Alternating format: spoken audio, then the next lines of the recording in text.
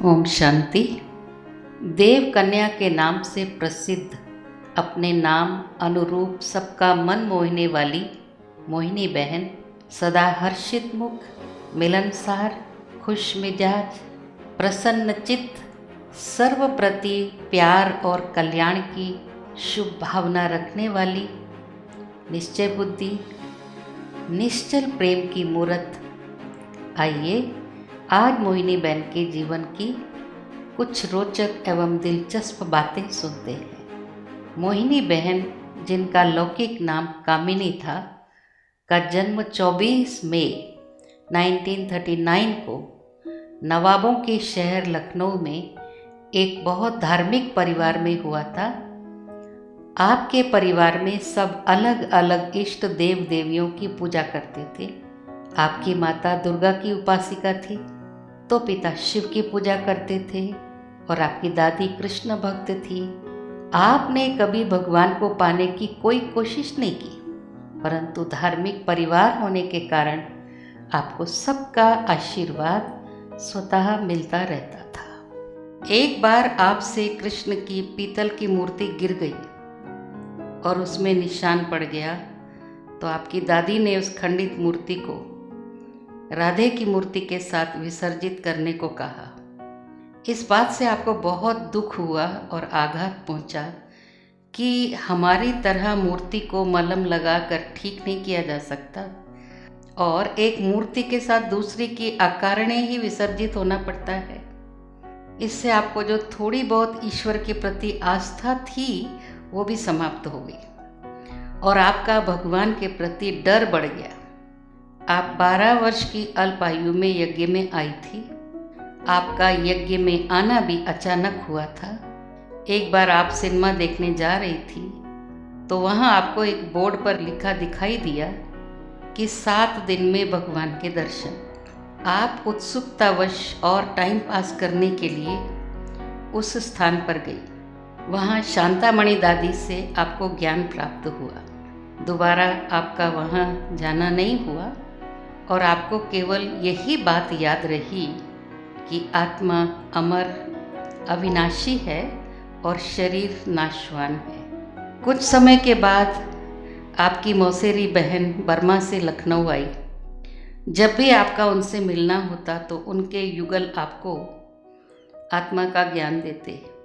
कुछ दिन बाद उनके बच्चे ने शरीर छोड़ा, तो उनके घर में दुख का माहौल था, जिसे देख आपको जिज्ञासा हुई कि अगर आत्मा अमर है तो फिर लोग रोते क्यों हैं, दुखी क्यों होते हैं। आप पुनः सेवा केंद्र गई और अपना प्रश्न रखा, तो दादी शांतामणि जी ने कहा, धारणा की कमी के कारण लोग दुखी होते हैं। दादी ने आपको योग में बिठाया और दृष्टि दी। दृष्टि लेते ही थोड़े समय में आप ध्यान मग्न हो गई और आपको दुर्गा का साक्षात्कार हुआ, जिसने आपको कहा, आओ आओ, यही समय है आने का। आपने कहा, नहीं, मेरी माँ रोएगी, मैं नहीं आऊँगी। फिर दुर्गा जी की जगह बाबा मम्मा की छवि दिखाई दी। बहुत समय बाद जब आप नीचे आई तो आपने कहा, आपको अभी नहीं मरना है। तो दादी ने कहा, आप तो स्वर्ग में जाएंगी। आपने कहा, आपको नहीं जाना है क्योंकि आप अभी मरना नहीं चाहती। घर आकर आपने किसी से कुछ नहीं बताया, परंतु प्रतिदिन सुबह आपको वही आवाज़ उठा देती थी, कहती थी, उठो उठो, मैं लेने आया हूँ। आपको बहुत रोना आया। आप कहाँ 8 बजे उठने वाली और कहाँ 4 बजे आपको वो आवाज़ उठा देती थी। आपने सेवा केंद्र पर जाकर दादी से कहा, आपको पहले जैसा बना देने को कहा। दादी ने आपको आश्वासन दिया कि 7 दिन का कोर्स करने से सब ठीक हो जाएगा। आपने कहा, एक दिन में ये हाल है तो 7 दिन में क्या होगा। खैर, उनकी गारंटी पर आपने किसी तरह 7 दिन का कोर्स किया। उन दिनों ज्ञान कम और योग ज़्यादा होता था। 7 दिन पूरे होने के बाद रोज सवेरे बाबा आपको उठाकर कभी स्वर्ग, कभी 7 दिन का कोर्स, कभी भक्ति मार्ग के विस्तार आदि दिखाते व सिखाते थे। बाबा अपनी ओर आपका बुद्धि योग खिंचवाते रहे। एक दिन सेवा केंद्र में बड़ी क्लास थी। शांतामणि दादी के तन में बाबा आए थे। बाबा ने आपको देखते ही कहा, मोहिनी तुम आ गई। आपका नाम तो मोहिनी था ही नहीं, पर बाबा ने आपको ये नया नाम देकर अपना बना लिया। आपकी दिनों दिन लगन बढ़ती गई, पर आपके घर पर कोई नहीं चाहते थे कि आप इस मार्ग पर चलें। एक बार मनोहर दादी ने आपसे कहा कि अगर आपने बाबा की गोद नहीं ली तो क्या किया। उस समय आपकी मैट्रिक की परीक्षा होनी थी। आपने अपने पिता से परीक्षा के बाद आपको माउंट आबू भेजने की बात की। आपने सोचा एक बार बाबा से मिलकर आप अपने जीवन का फैसला कर लेंगे। घर पर आपको भेजने को लेकर कुछ विरोधाभास था, परंतु फिर आपको आपके जीजा जी के साथ माउंट आबू भेजा। माता पिता के बिना ये आपकी पहली यात्रा थी। आप दिल्ली होते हुए कोटा हाउस माउंट आबू पहुंची। आपको देखते ही बाबा ने मम्मा से कहा, ये तो देव कन्या है। आप आदि देव ब्रह्मा और आदि देवी सरस्वती की देव कन्या हो, याद है? वो आपकी बाबा मम्मा से पहली मुलाकात थी और बाबा आपको एकदम सफ़ेद संगमरमर की मूरत जैसे लग रहे थे। आपने ब्रह्मा बाबा को ही परमात्मा बता दिया। बाबा ने मम्मा को आपकी देखभाल करने एवं 7 दिन का कोर्स कराने की जिम्मेवारी सौंपी और आपको सभाओं में भाषण करने लायक बनाने को कहा। वो आपका दूसरा जन्म था। मम्मा ने आपको ज्ञान देना शुरू किया और बाबा आपको रोज़ कोई न कोई प्रोग्राम देते थे। इस प्रकार भिन्न भिन्न तरह से बाबा मम्मा ने आपकी हर प्रकार से पालना की। बाबा मम्मा ने युक्ति से, हंसते बहलाते हर रीति से आपकी पालना की।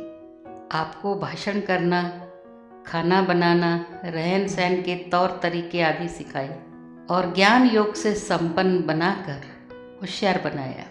बाबा आपको भाषण लिख कर देते, जिसकी मम्मा आपसे प्रैक्टिस कराती थी और फिर आप बाबा मम्मा के बीच में बैठकर भाषण करती थी। बाबा ने आपको 2 बातें बताई। पहली बात, सच्चे बाबा से सच्चा रहना, कभी बाबा से झूठ नहीं बोलना, तो बाबा का वरदान मिलता रहेगा। और दूसरा कि सदा खुश रहना, कुछ भी हो तुम्हारा मुस्कुराता चेहरा कभी मुरझाया ना हो। बाबा ने आपको 7 दिन की भट्ठी भी कराई, जहाँ संदेश पुत्री के संदेश अनुसार योग होता था और मम्मा बाबा भी एक निश्चित समय आकर आपको योग कराते थे। एक वक्त भोजन कर अकेले एक कमरे में रह आप योग तपस्या करती थी। वो 7 दिन आपको 7 घंटे समान लगे।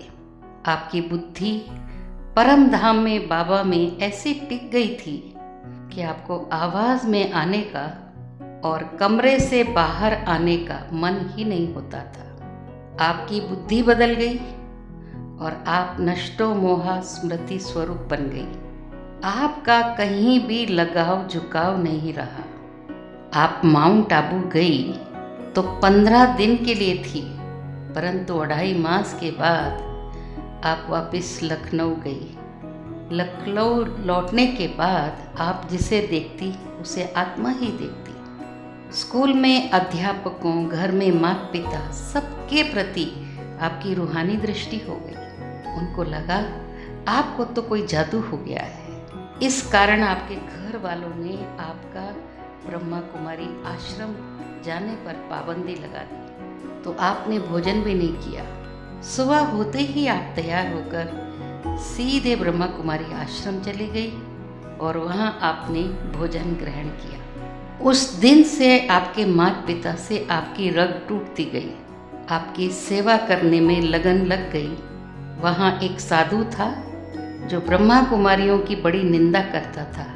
आपने उसे जाकर भी समझानी दी, जिस पर साधु ने कहा कि वो भगवान का सेक्रेटरी है। तो आपने कहा आप तो उनकी बच्ची हैं और जब आप भगवान के साथ अंदर बैठ बातें करेंगे तो सेक्रेटरी तो बाहर खड़ा होगा।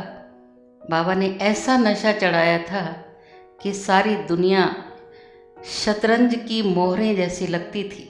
आप सदा बाबा के वरदानों के साथ चलती रही।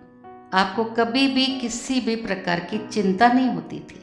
आप जो सोचती थी वो आपको प्राप्त हो जाता था।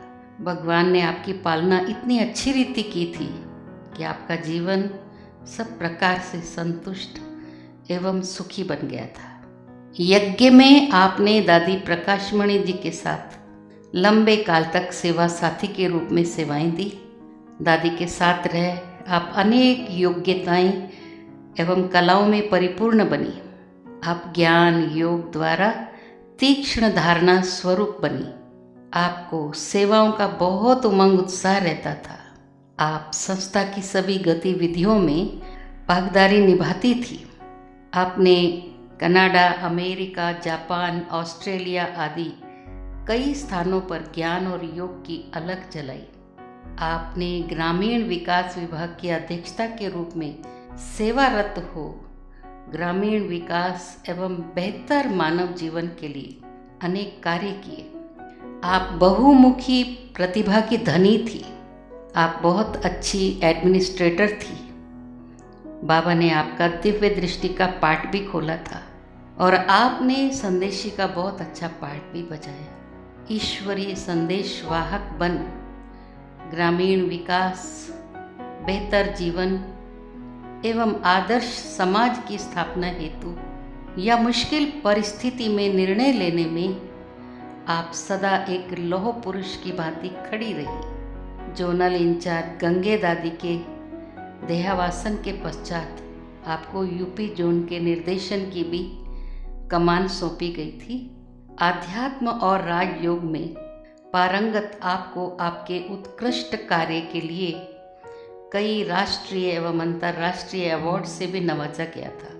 आप 7 सितंबर 2016 को प्रातः 8:45 पर अहमदाबाद के एक अस्पताल में अपना पुराना देह त्याग अव्यक्त वतनवासी बनी।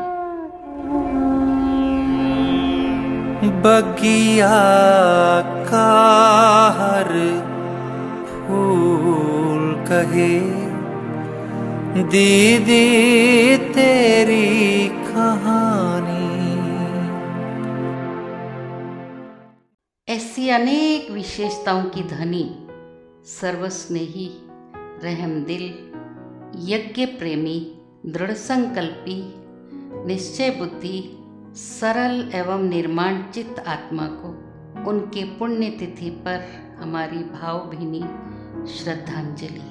आपके दिव्य कर्तव्य, त्याग, तपस्या और अथक सेवा, सत्यता, सहनशीलता, साहस, वैराग्य वृत्ति, विशाल बुद्धि, निश्चल ईश्वरीय प्रेम जैसे गुण हमें सदा प्रेरित करते रहेंगे।